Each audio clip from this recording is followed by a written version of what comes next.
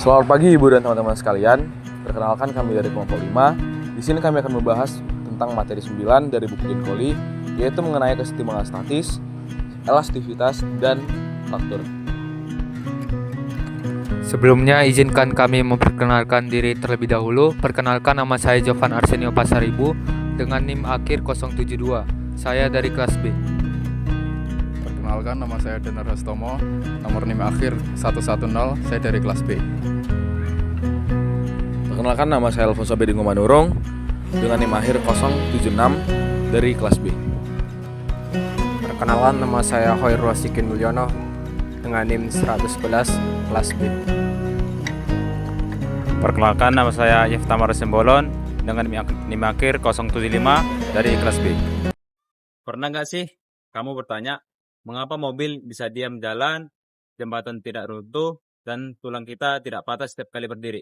Semua itu tidak terjadi secara kebetulan, tetapi dijelaskan oleh satu cabang fisika yang sangat penting, yaitu kesetimbangan statis dan elastisitas. Nah, pada video kali ini, kita akan membongkar fisika di balik benda yang tampak diam, tapi sebenarnya sedang bertahan melawan banyak gaya.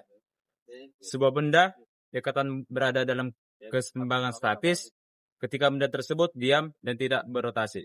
Menurut hukum Newton, syarat kesetimbangan itu ada dua. Yang pertama, semua gaya sama dengan 0 dan juga jumlah semua torsi sama dengan 0. Contohnya adalah buku yang berada di atas meja. Dari bawah, meja memberikan gaya ke atas, dan dari atas, bumi menarik buku ke bawah dengan gaya gravitasi. Karena kedua gaya ini sama besar dan saling meniadakan dan berlawan arah, maka buku tidak bergerak. Untuk menganalisis kesetimbangan, ada beberapa langkah yang kita lakukan. Yang pertama, membuat diagram gaya.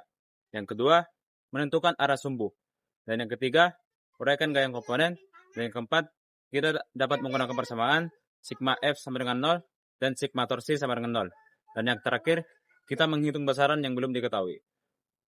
Nah, teknik yang telah kita bahas tadi untuk menghitung gaya pada objek dalam kesetimbangan ternyata diaplikasikan juga kepada manusia, yaitu melalui otot yang melekat pada tendon yang menghubungkan dua tulang seperti pada bicep dan tricep. Nah, stabilitas dan kesetimbangan menjelaskan bagaimana benda bereaksi saat sedikit diganggu. Jika semua gaya dan torsi seimbang, benda berada dalam kesetimbangan statis. Tapi ketika digeser sedikit, benda bisa kembali ke posisi awal atau stabil, menjauh dari posisi awal atau tidak stabil, atau bahkan tetap di posisi barunya. Atau kita bisa bilang di posisi yang netral. Nah, tiga kondisi ini membantu kita memahami kemampuan suatu benda untuk mempertahankan posisinya. Sebagai contoh, apabila terdapat sebuah bandul yang pada awalnya diam dan tidak bergerak, apabila kita berikan gaya seperti kita dorong atau kita hembuskan angin, bandul tersebut dapat bergeser atau bahkan bergerak hingga dia kembali ke titik awalnya. Selanjutnya adalah tentang hukum Hooke. Hukum Hooke adalah suatu hukum dalam fisika yang menjelaskan tentang pengaruh konstanta bagas dengan pertambahan panjang. Hukum Hooke dirumuskan dengan F sama dengan K dikali delta L, dengan F sebagai gaya dan K sebagai konstanta bagas dengan satuan Newton per meter, dan delta L dengan pertambahan panjang dengan satuan meter.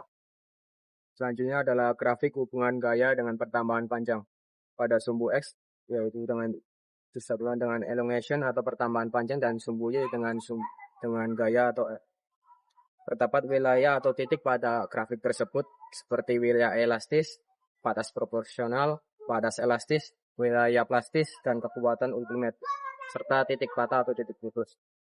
Yang pertama adalah wilayah elastis, wilayah di mana benda akan kembali ke bentuk semula setelah diberikan gaya atau tekanan. Selanjutnya adalah batas proporsional, yaitu titik terakhir di mana hukum Hooke dapat berlaku. Yang selanjutnya adalah batas elastis, yaitu titik maksimum di mana benda masih bisa kembali ke bentuk semula setelah diberikan gaya atau tekanan. Selanjutnya adalah wilayah plastis, yaitu area di mana benda mengalami deformasi permanen atau tidak dapat kembali ke bentuk semula setelah diberikan gaya atau tekanan. Selanjutnya adalah kekuatan ultimate, yaitu tegangan maksimum yang dapat diberikan pada benda sebelum benda mulai rusak atau patah. Yang terakhir adalah titik patah atau putus, yaitu titik di mana benda akhirnya patah atau putus setelah diberikan gaya atau tegangan. Selanjutnya adalah tentang modulus Young atau modulus elastisitas. Modulus Young adalah besaran dalam fisika yang mengukur seberapa kuat benda dapat kembali ke bentuk asalnya setelah diberikan gaya atau tegangan. Modulus Young dirumuskan dengan sebagai E atau Y sama dengan sigma per epsilon, dengan sigma adalah tegangan dan epsilon sebagai regangan. Sehingga rumus dari modulus Young adalah F dikali L0 per A dikali delta L, dengan F sebagai gaya, L0 sebagai panjang awal dan A sebagai luas area atau penambang, dan delta L sebagai pertambahan panjang, sehingga satuan dari modulus Young adalah Newton per meter kuadrat. Selanjutnya ada tegangan dan regangan. Tegangan dapat didefinisikan sebagai gaya persatuan luas, di mana dapat dituliskan sebagai stres sama dengan force per area, atau F per A, di mana F adalah gaya dan A adalah luas. Sementara itu, regangan dapat didefinisikan sebagai rasio perubahan panjang terhadap panjang originalnya, sehingga dapat dituliskan sebagai strain sama dengan delta L per L0, di mana delta L adalah perubahan panjang dan L0 adalah panjang original objek tersebut. Selanjutnya adalah tegangan, kompresi, dan geseran. Tiga tersebut merupakan tiga mode tegangan mendasar yang menggambarkan bagaimana gaya internal bekerja dalam suatu material. Perbedaannya terletak pada arah beban yang diberikan dan cara materialnya berubah bentuk. Yang pertama ada tegangan. Tegangan normal yang menarik material hingga terpisah atau tarik. Tegangan ini memperpanjang elemen. Yang kedua kompresi. Tegangan normal yang mendorong material bersama-sama atau kompresif. Tegangan ini menyebabkan material memperpendek atau menekan elemen. Yang ketiga ada tegangan geser. Tegangan yang bekerja secara tangensial atau sejajar terhadap penampang material.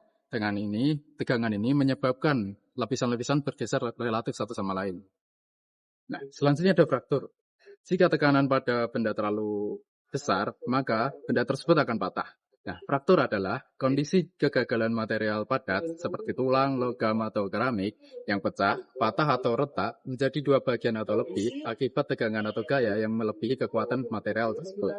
Nah, teman-teman semua, kita semua pasti pernah melihat desain berbentuk setengah lingkaran pada desain-desain arsitektur maupun teknik sipil, seperti pada desain bangunan Romawi kuno, pada desain jembatan maupun desain bangunan atau gedung-gedung ibadah.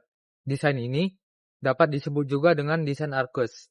Desain arkes ini banyak digunakan pada desain arsitektur maupun teknik sipil karena keunggulan-keunggulan yang dimilikinya. Yang pertama, desain ini sangat stabil. Desain ini berbentuk setengah lingkaran atau berbentuk lengkungan, yang berarti lengkungan ini secara alami dapat meredam atau mendistribusikan beban tekanan atau gaya berat dari atas ke bawah dengan stabil tanpa mengurangi gaya tarik atau gaya tarik yang merusak tegangan pada material. Yang kedua, desain ini memiliki nilai estetika ataupun arsitektur yang sangat elegan maupun baik. Lengkungan memiliki daya tarik visual yang melekat, sehingga memberikan nuansa kemewahan maupun kemegahan pada bangunan yang menggunakan desain ini. Karena keunggulan yang dimilikinya lah, desain ini banyak digunakan pada pondasi arsitektur maupun teknik sipil hingga pada saat sekarang. Untuk contoh soal kesetimbangan statis, kelompok kami memiliki satu contoh soal dalam penerapan kesetimbangan statis ini, yaitu soalnya seseorang memikul beban dengan tongkat AB homogen yang memiliki panjang 2 meter. Beban di ujung itu adalah titik A yang bernilai 100 Newton dan beban di titik B di arah berlawanannya yang bernilai 400 Newton. Jika batang AB seimbang, maka bahu orang itu harus diletakkan titik-titik berapa meter dari titik A dan titik B. Pembahasannya, pertama-tama kita dapat menggambar diagram bebas dari soal yang telah disajikan. Ya, setelah itu kita misalkan sebagai titik A dan titik B, dan kita misalkan jarak dari bahu seseorang tersebut ke titik B itu sebagai X, dan jarak dari bahu seseorang ke titik A itu 2 dikurang X meter. Maka hasilnya dapat kita masukkan ke persamaan sigma tau sama dengan 0. Sehingga berat B kali X sama dengan berat B dikali X dikurang berat A dikali 2 kurang X ditambah gaya normal sama dengan 0. Torsi positif jika putaran berlawanan arah jarum jam, dan torsi negatif yang berarti searah dengan jarum jam. Berarti 400 Newton dikali X atau jarak dari bahu ke titik B dikurang 100 Newton dikali 2 dikurang X sama dengan 0. Kita pindahkan ruas 100 Newton dikali 2 kurang X ke sebelah kanan, maka 400 Newton dikali X sama dengan 100 Newton kali 2 kurang X sama dengan 0. Kemudian kita kalikan 100 Newton kali 2 dikurang 100 Newton kali X sama dengan 400 Newton kali X. Kemudian kita sederhanakan kedua ruas, kita bagi dengan 100, sehingga didapat persamaan 4X sama dengan 2 dikurang X. Kita pindah ruaskan X ke sebelah kiri, sehingga 4X ditambah X sama dengan 2, kemudian 5X sama dengan 2, dan X sama dengan 2 per 5 meter atau sama dengan 0,4 meter dari titik B, atau 2 dikurang 0,4 meter yang berarti 1,6 meter dari titik A. Sehingga jawaban yang tepat adalah E, 1,6 meter dari titik A. Sekian penjelasan mengenai materi keseimbangan statis, elastisitas, dan fraktur dari kelompok kami. Maafkan jika ada kesalahan kata yang kami ucapkan. Sekian, terima kasih.